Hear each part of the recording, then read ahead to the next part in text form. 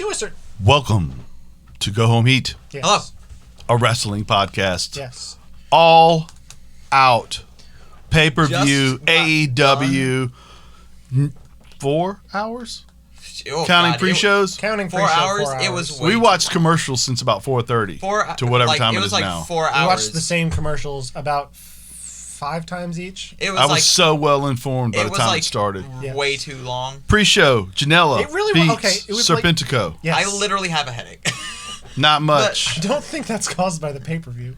Nice it was elbow alright. drop. Nice elbow drop. What was this match? Serpentico versus Janela. Serpentico versus Janela. It was aight. It was tolerable. Dark Order 3 and 4. Are we gonna rate these out of 5? Let's don't rate the pre-show. Nah. All right. You can rate if you would like. Okay. We don't have a problem with that. I'll rate it. Jared's here. I'll rate it. The New Japan version. I'll rate it an okay out of 10. Ray's here. Oh, an okay out The of Go 5. Home Heat version. I am KP. Dark Order 3 and 4 versus Private Party. I felt like this was good. This was Pretty good. John Silva had several nice spots in this. It was a private party match. PP I mean, it was kind goes of over. Shooting hard on them. They're a little sloppy, but they are improving steadily. I feel like their flaws are brought to the front much without a crowd. I feel like their flaws are a lot more Everybody's. prevalent. Dude, just AEW in general. I feel like AEW were very dependent on their devoted fan base and just how helter-skelter it makes everything feel with the screaming in the background. oh yeah, It and does how give it just that next level. hype it was. It But was I kind of think- like NXT was. But if you watch any pro wrestling with the sound off, it looks completely different without the noises. But anyway, let's move on to the main events. The real show, AEW pay-per-view. Big Swole, this seems like a long time ago. Big Swole versus Britt and Reba in a dentist tooth and nail match. They pull up, Big Swole pulls up in a Rolls Royce, Yes. walks into the dentist office in a brawl. At some point, Britt Baker she tries to use a needle to put Big Swole out and instead winds up injecting it into her own leg, causing her leg to be asleep. And then Big Swole utilizes that and laughing gas, which JR does let you know that he loves laughing gas, which was one of many spots for JR tonight. One of many really inexplicable statements. We'll get to those. He was on a roll. So Britt loses as she entertaining. passes out in the laughing gas. It was great. It was good. was awesome. It was exactly what it should have been. I just Best Britt Baker match I've ever seen. there was one joke that landed for me. I just don't find Britt Baker funny. I just Let's move on to the next. okay, can I preface this? I only really liked the last 3 matches. I was not the biggest fan of the other. We may be able to kind of discuss why that is too in a little bit. But I too. can't really discuss why I don't find Britt Baker funny because comedy is kind of subjective. I just personally, doesn't sway my way. Young Bucks versus the Jurassic Express. Early quick stuff, hot spots, super kick spots, clever, typical Bucks in some ways, but the Bucks have kind of switched over to being their jerk form. Oh, so good. Which is good. The BTE trigger finish, and I felt like this was pretty doggone good. Yes. And I felt like we really got to see Jurassic Express work with another team. This is exactly what you expect when you put the Bucks in a match, and this was exactly what you paid for, right? Yes. I love the heels Bucks. I love that. My favorite. You could tell Bucks that they were things. heel Bucks. You take Yes. take the audio off. You cannot tell that they're heel Bucks. They are acting the exact same way. No. Yes, they were always. They literally heel and face. literally super kicked Marco. That's not something they would have done as faces. They were working heels. There you go. Super kick Dude, Marco. They're just so Yeah, they're like natural. formulaic, and I just don't like the Young Bucks, and I'll never like them. He's shooting over here. Shooting over here. Right. I've never. But meanwhile, this is this is exactly like we were saying about in the music podcast with Stevie Nicks. If you don't like her voice, I get it. But if you don't like the Bucks, then this was a Bucks match. This was a Young Bucks match. And it was everything you expect when they come out there, except, as you said, the kick of stunt. There It's a are vicious kick on stunt too. there Jeez. are several things in the way, and you say without the sound, but there is sound, so it does matter that they work heel in that way. So anyway, 21-man battle royal. Cage, Hagar, Ortiz. I won't go through all of these people. A great deal of the match. I enjoyed this. It was a battle royal. I mean, it has what a battle royal entails. I like, though, that in this company, compared to other companies that do battle royals, a lot of the action happens outside the ring. Most of the time, in other companies, there's only a handful of spots where they slide out underneath. Whereas a lot of the action in this, it allows for a more varied. There's only so many stories you can tell if nobody ever leaves the ring. And so I really did like that. It winds up coming down to, oh shoot, don't let me Matt Sydal. Don't let me miss Matt the fact Sydal. that formerly known Evan Bourne, now Matt Sydal. They blew that, dude. He They slipped. blew that. He blew that. He slipped, but he was the big entrant. He was the big entrant, and then he immediately wasn't. When he tried to do a shooting star, and then he botched it and almost died. He slipped on the rope. I don't know. And I don't want to act like I'm like that's just happy that he almost died. Like the way he landed was like I'm genuinely way better happy that he's okay. Way but better. He's not. It was poor timing, very poor timing. For me, it's just really weird that he slipped off the rope like that. Because he is so good. He is. I've seen him do that coordinated. move hundreds. Remember that. And I don't think even in the other company you worked in, I don't think he's ever or Ring of Honor or everywhere around the world. But remember, it's 90 degrees. Multiple people have wrestled. He's about the 18th guy. There were people laying all over those ropes in that corner, sweating like pigs. He crawls up to the top of it. He tries to jump. His feet slip. I mean, that's an explanation, but you know what I'm saying? Not like doesn't make it good. No. It was a bad visual, but that was a bad spot. But the match itself was really good. You had the Darby Allin stories being told. You had the Ricky Stark story being told. It winds up getting to where we have the Butcher. I never thought Eddie Kingston would be one of the last people there. And we had, the guy who won. Lance Archer, Murderhawk. The ending to this match was genuinely bad. Yeah, the ending was done so poorly. I don't like Eddie Kingston's evidently afraid of snakes. Oh, we didn't talk about was I supposed to have known that? And plus there was no way there was a snake in there because he overhanded hit him with the bag. There was no way. How are you going to hit him with a snake? What is that going to do? Are you using the snake as a weapon? Snakes are kind of heavy. But, I've seen, I don't know. It was weird using like Eddie Kingston's quote fear of snakes. Where is that from? Dude, I had not heard of that until it became relevant. Until Tony Schiavone said it, I think. You know Eddie's scared of snakes. I did not know that, but it's good to know now. There was a tack spot where they put Darby Allin in a body bag because Darby had told him to bring one, and they put tacks in the body bag. And I don't know exactly. I hope there weren't really tacks in there because there was no way there were really tacks in there. No, they would have shown the visual of him being literally coated in tacks if there's right. But dude, he's got eye sockets and nose holes and ears. You don't want to get in a bag and get this match was kind of strange to me because there were some high spots and there were some really low spots.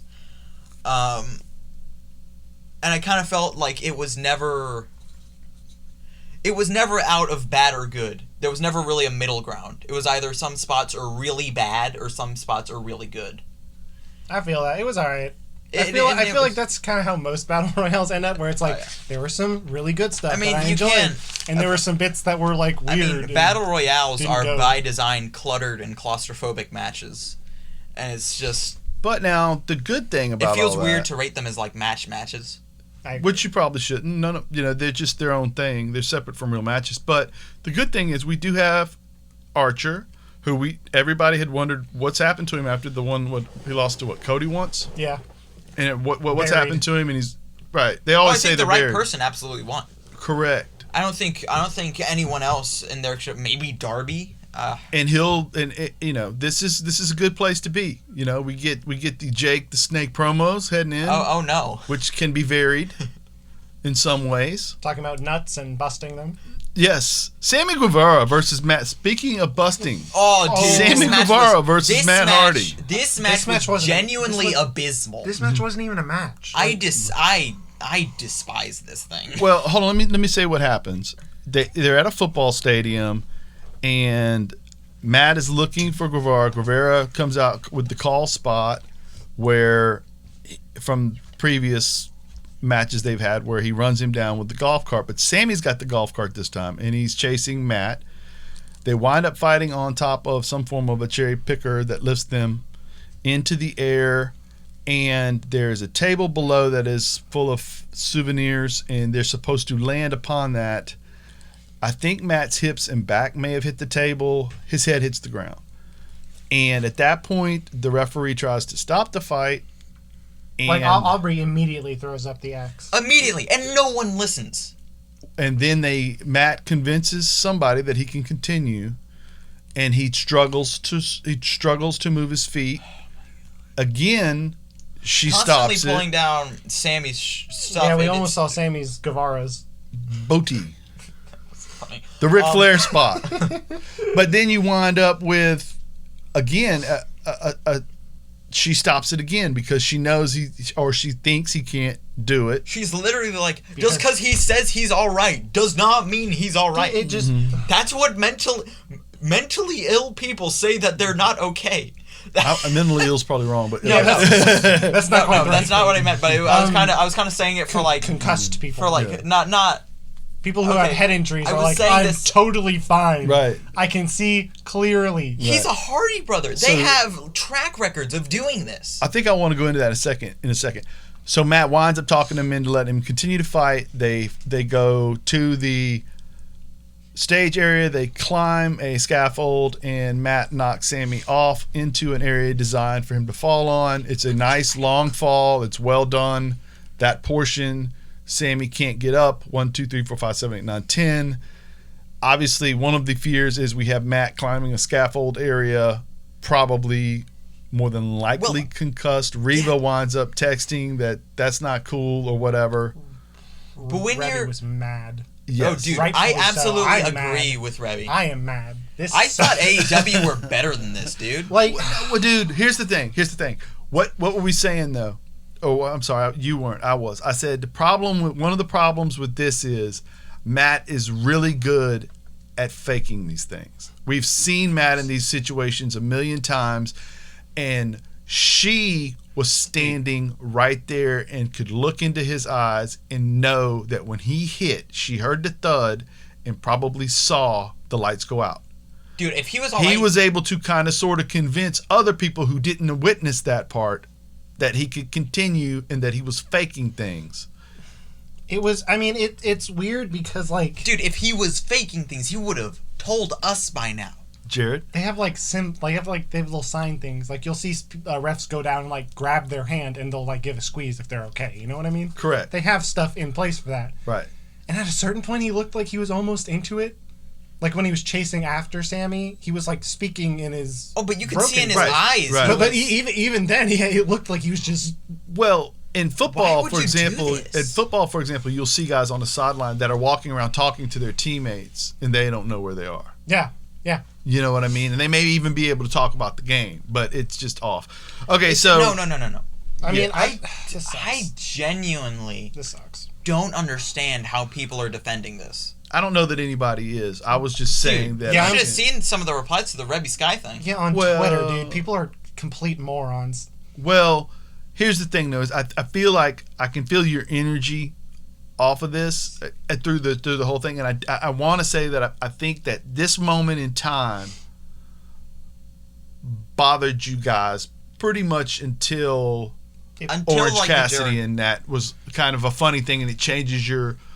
And so then you kind of can really enjoy the last match, right? Yeah, because there's a worry there, and it's just hard. This part was so bad, it affected the rest of the pay-per-view. And it was egregious. It killed the vibe, man. This was Jeff Hardy showing up as a drugged up piece of spaghetti bad at Victory Road. That's completely different. Completely different. Jeff did that to himself. I'll say I don't exactly put blame on Matt Hardy for this. I don't put blame Matt didn't know on what he was doing. He had no clue what he was doing. Shout out to Aubrey. I blame none of this on Matt. Absolutely. Aubrey is a hero. Aubrey tried multiple times to end the match. And what kills me is no one listened to her.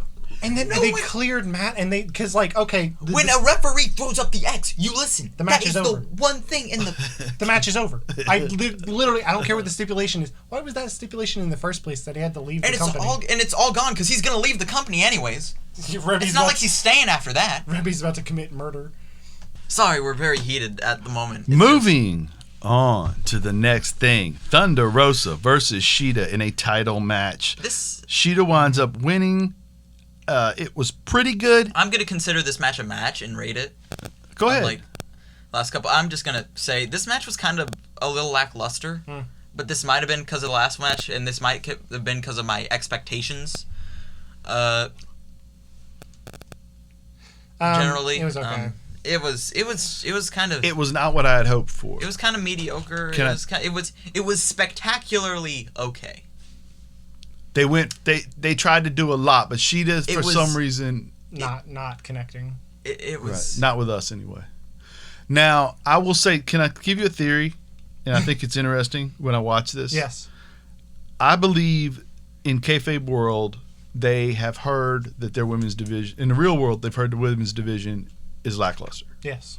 In kayfabe world, they decided to bring somebody in with a good reputation to show the world that our champ is better than their champ. Yes. And in spite of the fact that Shida got the win, that is the opposite of what the world just saw. The world saw that the best wrestler in that company doesn't work there. Yeah, kind of like half the match, I was just thinking, man, Thunder Rosa kind of wrestles like how I wish Shida wrestles. and I'll constantly say this. I think I've probably said this on this podcast before. My main gripe with Shida is that she's a striker, but she sucks at strikes. And it's like, Seth Rollins sucks at strikes too, but he doesn't do specifically strikes. Right, he doesn't win with strikes. Right? He does a lot of other stuff. He does other stuff that's kind of spectacular, that makes up for the bad strikes. He does other stuff that's spectacular. But Shida does not have that other stuff that's spectacular. Yet. And I'll tell you something. The Falcon Arrow. The Falcon Arrow is the one thing she has to her name. Yeah, it's true. I also feel like JR saw what we were seeing. JR. Because he said during the match between on Wednesday how great that match was, and it was. I may get in trouble here, but this is one of the best matches we've ever had in the women's division. He was right. And then Tony kind of cleans it up a little bit later. JR was honest. If anything, JR was honest on this pay-per-view. In this match, he says... Oh, he was honest. Talking about Shida, she's only going to get better, guys. As our company grows, she's growing too. Have patience. That is not what you normally hear somebody say about your world champion. Your champion! After multiple title defenses. That's what blows my mind, dude. Yeah. Why didn't you give the belt to why didn't you keep it on Nyla? Nyla can wrestle. Nyla works a match. But the funny thing is, Nyla and Shida had a good match. Nyla is a worker. Nyla and Shida had a good match. Yeah. Shida and Penelope had good matches. By the way, speaking of Penelope, what did you rate it? I rated a 2.5 out of 5. Wow, good, because I thought you were going 10. Right down the middle. Right down the middle. Yeah, that's 3.5. No, I don't know, dude. I'm just so disappointed by this match. It felt like it was 1.5 people in the ring, and that one was Thunder Rosa. Right. Yeah, and you could tell, very, and very also good. You could tell how dependent on the crowd these championship matches are, and because the crowd was silent. The crowd was not. The air was built out of the building when. You know what's strange? The air went out of the building when the air went out of Matt Hardy. Yeah.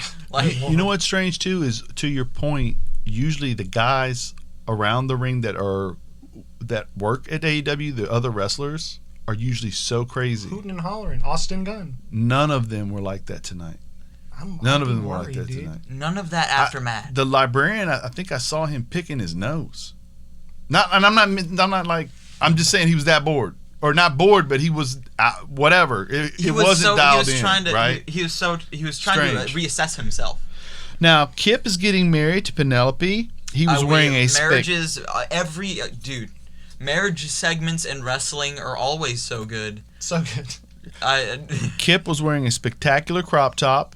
The crop top representation in AEW is off it's the right charts. there with denim representation. Yes. They're going to get married on Dynamite, and he will let us know who his best man is next week. He also let us know that he has a Twitch channel, and AEW did approve that message. If you're listening WWE, that was a shot across the bow. This was literally the best part. Was the best thing to happen within the first half of the pay-per-view. I love taking shots like that. You know what I mean?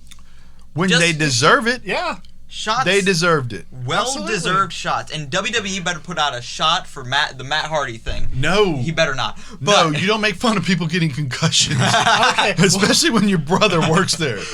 Just like, hey, are you sure? Okay. Dude, Reby Hardy's going to show up in like Colorado, wherever the headquarters is, with a gun. Dude, Reby Sky's going to show up on Monday tonight. 6-man main event is next. Dark Order versus Dustin QT. 6-man, this is an 8-man. You're exactly right. And the Dark Order, along with, we'll emphasize, Colt Cabana is involved. Uno, Don't Call Me Dick Grayson. Dustin versus and of course the champion Brody Lee versus Dustin, QT Marshall, Matt Cardona, and Scorpio Sky. Scorpio Sky? Yeah, Scorpio Sky, yes. They did not really let him shine like I had hoped in this, which was strange. This match was kind of structured weirdly. Yeah, correct. But the story go ahead. This match was kind of structured. I won't say weirdly. I'll say it blunt, very poorly. Yeah. I felt like it was kind of where it wasn't when the engine started going, but it is when the engine started like revving. It wasn't when the motorcycle was going, but it was kind of like it was a little start in the 3-match streak that was about to happen. And this was the only match the uptick. Right. This was like out of all, this was the first match of this pay-per-view where I was like, all right, I think I vibe with this. You're vibing, yes. The first half of this pay-per-view I didn't vibe with. Yes. Dustin I get that. wrestled well. Dustin wrestled well. QT wrestled well. Every wrestler here wrestled well. Right. It's just Scorpio didn't get a whole lot of time. It's not like they wrestled bad. It's not like they didn't wrestle all that great either. There were some good spots. But there were some good spots. And there also weren't any abhorrent, horrendous spots. Which was the first. It was the first. Flagrant disregard for performer safety in this match, which I think was good. Which was scary because there was a Matt Cardona in here. There was a Matt. Dude, all of the Matts bad luck. All of the Matts had bad luck, but Matt, he was all right. The story they're telling in this match. Matt got injured, and Matt got injured, but Matt, he was all right. The story they're telling in this match was that Colt Cabana, multiple times he took too long to do things during the early portion of the match. Evil Uno and Dick yelled at him. Brody didn't let it bother him. Brody set him up for the win once. He took too much time. He didn't get the win. Brody didn't let it bother him. Brody set him up for the win a last time. Colt blew that too. That bothered Brody. And he went ballistic when Colt winds up losing the match for him. Dustin winds up getting a roll-up in a nice way. Dustin is going to be challenging Brody now on Wednesday night. What was it, 5 decades of pro wrestling? Yeah, because he's wrestled for, I think, like 32 years. Yeah, because he started wrestling at, like, the end of 1 decade, has worked 3 decades since, and then this new decade starting in, 2020. So his work does span 5 decades. That is so crazy. I know. It's not 5 full decades. It's like right. It's not like he started wrestling when he was 5 1. generations. say that. Maybe more. No? Maybe more than 5 generations, because you probably have a generation of wrestlers more than every decade. Yeah, every 4 or 5 years. Right. I don't consider. Yeah, I will say that because guys 5 years apart in the same generation always. Because like Zelina Vega and Bayley are 2 very different generations. Yes. Of wrestler. But the point of all this is Brody has moved heaven and earth to make Colt comfortable. Oh. And it has not worked. And then as he storms off, the one who's there for him is Evil Uno. Also, interesting. Also, yes. JR was off his rocker in this one. There was an awkward spot. I will probably stay a little bit away from that. But yes. He let his inner Jerry the King Lawler out for a moment. His inner Twitter likes out. Okay. So let's get on to what I thought was pretty doggone good. Hangman Page and Omega versus FTR for the tag team titles. What did you guys think about this? Do you want me to go through what happened? And then well, the major crux of it is that Kenny ends up messing up. He hits Page with a vicious V-trigger. Page goes down. Page takes their spike pile driver. Mm-hmm. Takes one. He accidentally ends up kicking out. I forgot to rate the last one. Please do. It's 2.5 out of 5. I'd rate it like 2.7 because it's very wow, specific. Look how specific. It's very specific, but I wouldn't say it was because I wouldn't put it at a 3, but I'd put it above average. That's fair. That's fair. It's specifically 2.7 because that's kind of like I can't.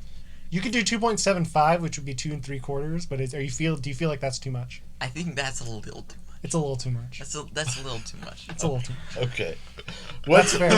Okay, so Kenny winds up accidentally giving Blowing Page it. the V trigger, He blew it.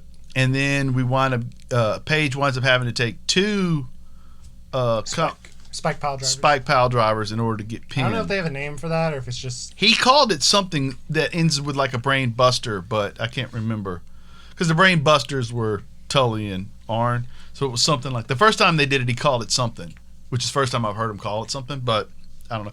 I felt like this match was tough and it was physical, and Omega was highlighted early on. This was Go ahead. very solid match. It was really well structured. But I feel like they could do better. Yeah. Like I feel like because of course I've seen what the Revival done with literally every tag team they've been in. They gave Enzo and Kaz a 3 out of 5 match. Like they can do anything, and I feel like the Revival are just. And Kenny and Hangman, that's FTR. just FTR. Fear the Revolution, or Fear the Revelation, that was it.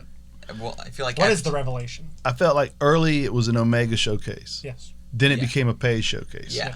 Throughout the whole thing, they told the tale of a tag team on the other side. Neither one of them were in the ring for long periods of time. It was, It was 2 singles wrestlers versus 1 team. So perfectly done. It was the story of the lead up. They wound up working the body parts here and there. It was just, and then of course the fact that they're not on the same page is what winds up eventually ending the match for them. I just thought it was better done than it was as a match, if that makes sense. Because it could have been. This was a match that was oddly cut up in excellent segments. Correct, but it could have been like 4 minutes shorter and been way better. A little tighter. But it was really good. I mean, I thoroughly enjoyed it. It was really good, and this is one of the matches. Whets the palate for what this tag team can do. I do feel like if this match was switched with the Chris Jericho match, it would oddly be better. You just think like match placement? I feel like the match placement was off, not only because this was way more important than the Jericho match, but I feel like the comic relief of the Jericho match would make the crowd more into this one. Which again, in all of those, I would consider classic FTR matches, the crowd is in there and it's pumping adrenaline and it's so... Same with anything. Same with Kenny or Same Hangman. With Kenny, same with Hangman. Right. It's so... These are guys that perfectly bounce off the crowd. I did want to say that the structure of the match lent it to feel less like... You know how some matches are kind of back and forth and then you just like an opportune moment you get a win? Right. This match was Kenny and Hangman slowly losing until they messed up to the point where FTR could just take advantage and immediately win. FTR's it was a consistent story. It was very FTR's unique. frequent tags wore them down to where they made a mistake. Over and over, yes. It was good. It was again, but it was all right. Like, it was pretty good, but I guess my expectations for it were like ridiculously. I feel after that match at Revolution, which was like unreal. Well, I just know they can do so much better, and and in this, of course, a Revolution. This is a star below their match at Revolution, but it's not. This isn't a bad match by any means. No. Go ahead and rate it. That's tough. That's very tough. I'd rate it a 3.5, but that's only because my expectations are really high. Fire. And after the match, Kenny considers really hurting Hangman, who's really out. Hurting with what was that? A chair? What? It looked like it was like a wooden. It was like a wooden sign.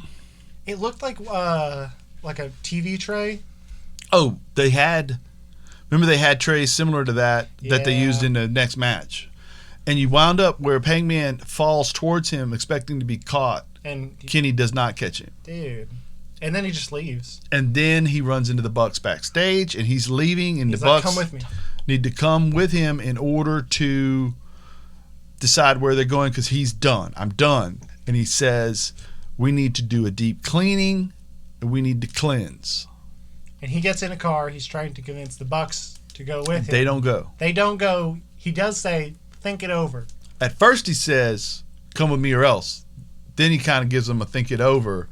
That almost felt to me like his excuse to get in the car and leave so that he can really hammer them Wednesday night. He ain't forgiving them for letting him leave. It's on. I'm excited. It's on, right? Maybe, we're getting the cleaner. We're getting Kenny's split personality. There are some times where you really just want to leave a place. I've got to say, it's almost worse emotionally for Hangman that Kenny just left him. Because he was the one that was leaving. Yeah. Right. He just got completely abandoned. Not even betrayed, just completely abandoned. And Hangman had been flirted with by FTR and Tully to be maybe becoming a member with them. And all of a sudden, they're not down with him no more, and neither is Kenny. Neither's Kenny. And he's a man without an island now, which he's acted like he wanted all along. So we'll see where this goes. This could be neat storytelling on many levels, especially if Kenny winds up at odds with the Elite, which that does feel.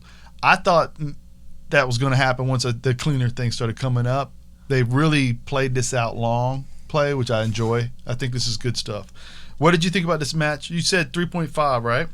About this match, I said 3.5. So let's talk about some serious stuff here. Orange Cassidy wrestles Chris Jericho in a Mimosa match. Step being, you have to be thrown into the Mimosa and submerged. Can't just be one limb or two. Got to be fully submerged. Correct. Like a baptism. Yes. And this was really classic Luthez style old school wrestling. Dude, just the catch as catch can. The counters on counters, the layers. I felt, dude, after round 6, I was like, how can they still be going? Yes. 6 rounds in. Actually, 2 falls apiece. After 4 minutes, I looked at the way Jericho was huffing and puffing in that 90-degree heat, and I thought, how is he still going? Dude, but he did. He hung in there. I felt like, okay, here's my little quick review of this match.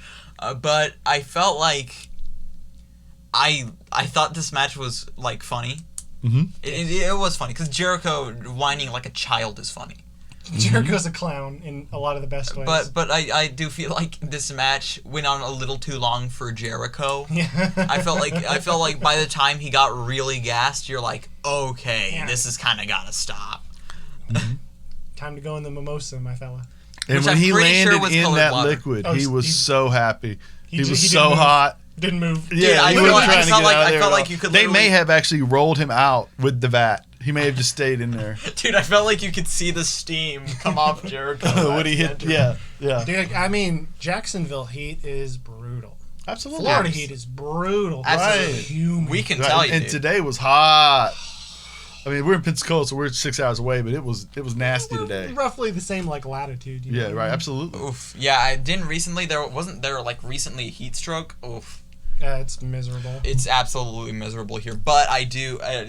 We enjoyed this, though, right? I enjoyed. was fun. I enjoyed Yes. this match. I feel like it was fun. It was funny. I sometimes feel like the luster has worn off of Orange Cassidy and stuff like this, where he just wrestles. Right, because they keep making it such a huge deal that he's mad and angry and all Yeah, that. that's- Has been for the past 3 months. And I feel like 15 that weeks. I feel like that is Something like also that. something that had a problem with this match going on as long as it did.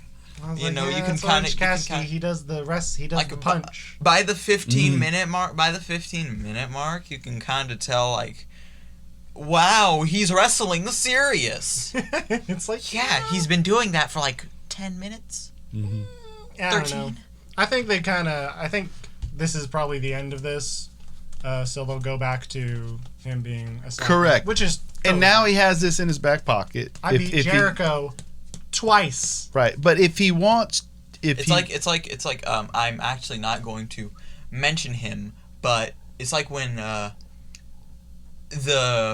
dude beat AJ Styles like 3 times. Kenny Omega. Not did not happen. Has Kenny Omega wrestled AJ? what on earth? Who are you talking about? The dude, I cannot name him because he is probably in prison. Who? No chin. Oh, James Ellsworth. James Ellsworth. Yeah, he's a Is he in prison? I don't know. I don't think he's in whatever. prison, but okay, I got you. He's a Yeah, it's he's- different in a he's way, smart. but yeah. but He's he's different in like a bunch of different ways. Correct. Also, though, Orange has this in his back pocket. If he gets into a real rivalry in a year, he can break this But that's- back that's out. what came We to know my he can mind. go there now, but let's get him back to doing what he does. Is what you're saying, which is be entertaining by being a sloth. I like that, but you kind of have to have the dichotomy. Well, you need to know it's there. Yeah, it like I was imagining, like if you just did know who Orange Cassidy was before this, you'd be like, oh, this is just a wrestler. This guy's just Right. a wrestler. He literally did like almost nothing in this match. That was Correct. His There were. usual I don't remember the foot spots, the little kicks. I don't remember that in there anywhere. It was. I didn't think about it. It really was just. Dude, besides if the this fact was- that there if was this was your mimosa. first- Okay, Well, yeah, right, but- right. Okay. dude, if this was your first AEW pay-per-view, I'm so sorry. I am go just back and watch Revolution. dude, Revolution go was back and watch phenomenal. go back and watch So go back then- and watch All In. Go back and watch the first All Out. Just So let's talk about the main event of the evening then. Let's talk about MJF, the up and coming, highly rated heel versus John Moxley. This is really, besides the Cody match with MJF, his second really, really big match at a pay-per-view, and he's going to get time to shine. He's the main event. And you said that maybe they should have reworked the matches. This match is right here because the spotlight, they cleansed the palette for you to put the spotlight on the championship match and give Mox a chance to paint with MJF. absolutely. And I felt like they did it. I like this match. I quite a bit. really liked this match. It was really good. well structured. it was well structured. put. It was brutal. Moxley gets cut early, and it winds up getting. It looks as if he got the cut reopened later on. We don't know for sure if it's a real cut or what they're doing there, but it looked good. Mox tells the story. He's not allowed to use his finisher, sorta. He hasn't. He the hasn't. ref isn't supposed Right. to, isn't allowed to see him use his. I saw MJF break out moves I don't see him use. I saw Moxley have to gut it out after being injured. He injured his shoulder, and you saw MJF figure out ways to go at that injury. Smart. You saw MJF use all the old school heel moves, the thumbs to the eyes, the kicks to the balls, along with the other really good wrestling moves. It shows you that he has the potential to be everything everybody thinks he is. I feel like that's kind of this match in a nutshell, and that's kind of like the last 4 matches in a nutshell if you exclude that Jericho match. Unkempt potential.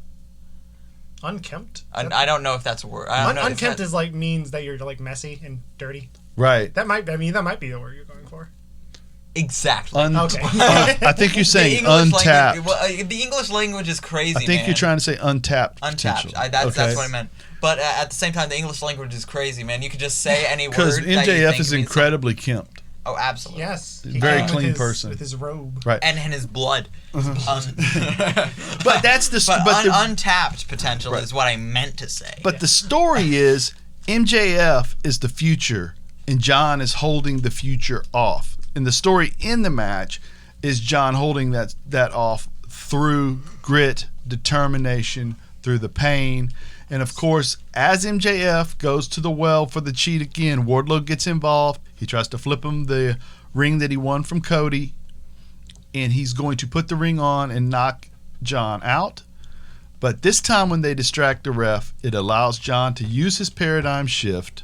It's the look on his face is so funny. He literally looks up at MJF, sees he has the ring, looks up at the referee who's distracted, looks back at MJF, and is smiling. Mm-hmm. And he hits him with the paradigm I got you shift. now. And here's the flip side of this. He looks at the camera when it's over, and he giggles, and he does his eyebrows, and He shrugs. It's so John McClane Die Hard. Yes. Isn't it? All of these Johns. It feels like Bruce Willis. Bruce Willis. Smug. Yes. It's so good.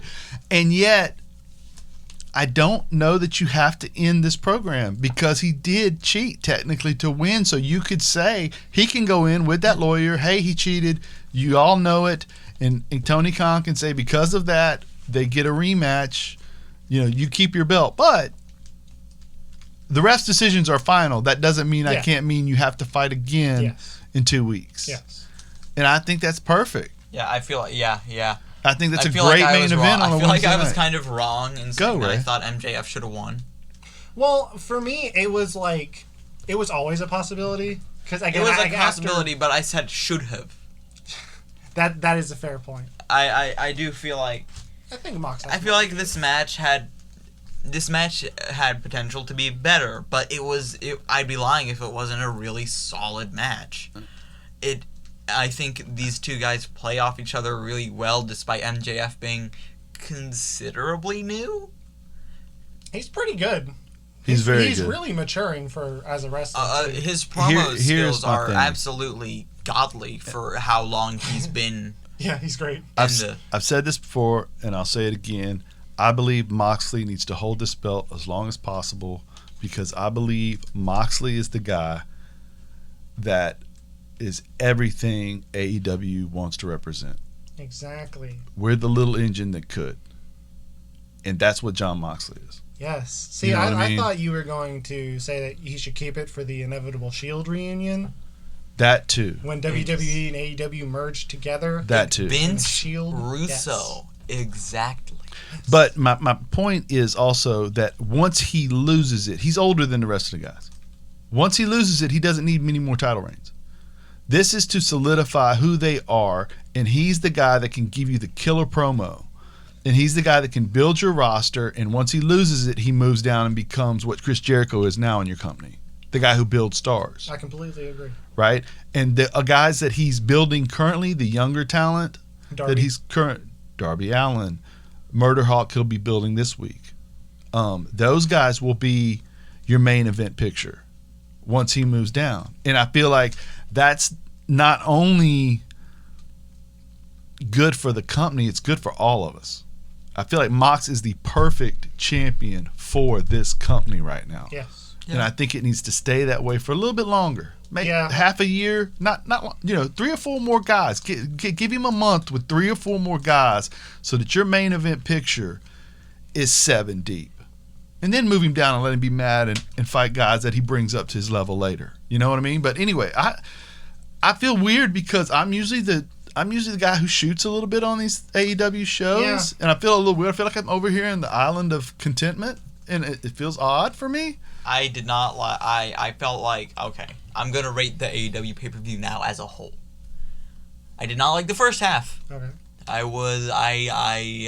am completely gonna say this. I thought the first half was kind of boring, and in some points deadly.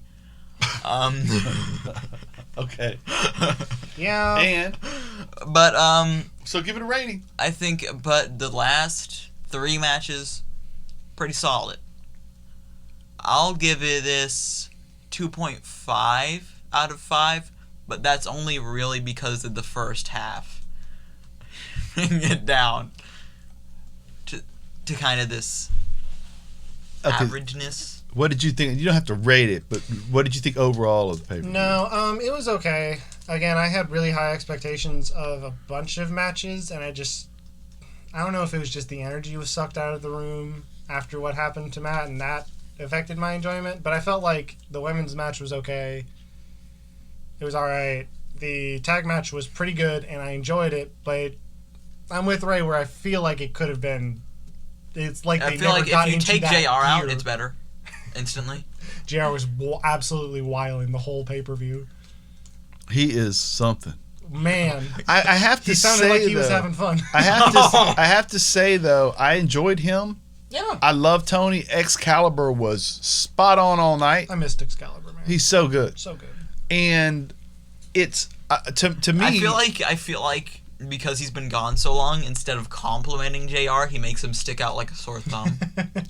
Because he think JR might have done that to himself. Well, and now, you got to remember now, JR starts talking at 6 o'clock. Okay, dude, think about what we're doing and how tired you are after 45 minutes. Okay, and after you watched the whole pay-per-view. He's literally bang, bang, bang, bang, bang, bang, bang, describing something all night. He ain't in spring chicken. In 90 Had a couple barbecue shots in there here and there. In a full tuxedo. Yes. Valid point. He wasn't in a tuxedo. Okay, it was a long sleeve shirt though. It's hot. Cowboy hat. So hot. Dude. Herculean effort by these guys. I do feel like the pay-per-view was like... But then Excalibur was wearing a mask. Yeah, but he's a consummate professional. JR's not a professional? Wow. JR's not a professional. I can literally not say "as God is my witness" again without thinking of him. He is a professional. Okay, but anyway, what did you think about the pay-per-view? It was about like 2 matches too long, probably. I will say that much. I don't think that helped. I don't really think. If you would remove matches, what matches would you remove? The 8-man tag. Yeah. And the Battle Royal could have been on the pre-show. The Battle Royal should have been on the pre-show. It totally could have been on the pre-show. It would have been great to be on the pre-show. I feel like if the matches are better, the pay-per-view's better. Yes, but I do think the fact that it did end up dragging did not help. But the reason why so many people are so mad at this pay-per-view is kind of because AEW has such a track record of putting out banger pay-per-views. And when there's one that's kind of lackluster, mediocre... I would say like solid. I would say they gave you a solid show tonight, minus the fact of whatever really happened with the flagrant disregard of performer safety. Minus that, it was a solid pay-per-view. Okay? That was all right. And despite the death, this was great. We have become accustomed, not necessarily me in particular, but... the Twitter world, the masses have decided that these pay-per-views are huge things because they are. They're only 4 years. They have to hit a home run every time. Are you saying this pay-per-view was killer? No, I didn't say that. But I did. I enjoyed it though. I had a good time tonight. I did enjoy it. Yeah, I hope Matt's okay. I thought Mox gave us a tour de force performance. Dude, every time I think, sometimes I'm like, man, Mox isn't one of my favorite performers, but then he goes out and he puts a match that's like phenomenal on like a structural level and like a storytelling level, and I'm like, oh yeah, that's why he's champ. That's one thing too, is also he doesn't have to do a lot of spectacular things to give you a good, well-structured match. And if you don't mind, because he doesn't have to do those things, the focus isn't about how great he is. The focus is always about who he's fighting, which is, when you compare him to Stone Cold, that's what you're really comparing him to, is he doesn't do a bunch of special stuff. He just makes that other guy look great. You know who else did that? Ric Flair. Ric Flair, baby. At the same I knew you'd come around to being a Mox mark. But I've at always the been a Mox same- mark. I just Always. don't think he's that The great. Shield, baby. Oh, Dude. wait. Okay. As a final thought, but I dude- want to say I think the optics of the match and like my expectations going in and the thing with Matt, I do think that affected my like view of it. Absolutely. And I want to go back later with a fresh And mind and absolutely relook skip at the it and Right. skip the Matt part. and skip Well, the Matt but part. you'll just also know he's okay. You know what I mean? Yes. Which will help you. Well, yeah. Dude, it was As long as he gets through the night after they wake him up every 20 minutes. it was bad. Like the energy in the room when that happened was not good. It's like, oh, We were like, it's a work, it's a shoot, it's a work, it's a shoot, it's a work. oh, he can't walk. He can't walk, dude. He might be working. Oh, wait, is he climbing? He's climbing. Who signed off on this? Oh, Fire everyone in charge of that. right. that was murderous. was horrid. Do you have any last thoughts, Ray? We genuinely hope Matt Hardy's okay. Absolutely. We genuinely Love that guy. We might be joking, but we genuinely hope that he's good and well and able to wrestle again, even though he probably. if Reby lets him. Dude, it's a miss. Even though I absolutely agree with Rebby on every single level Of this specific Of thing. of this Yes. specific on this specific asterisk. on this specific. I'm sorry, yes. All right.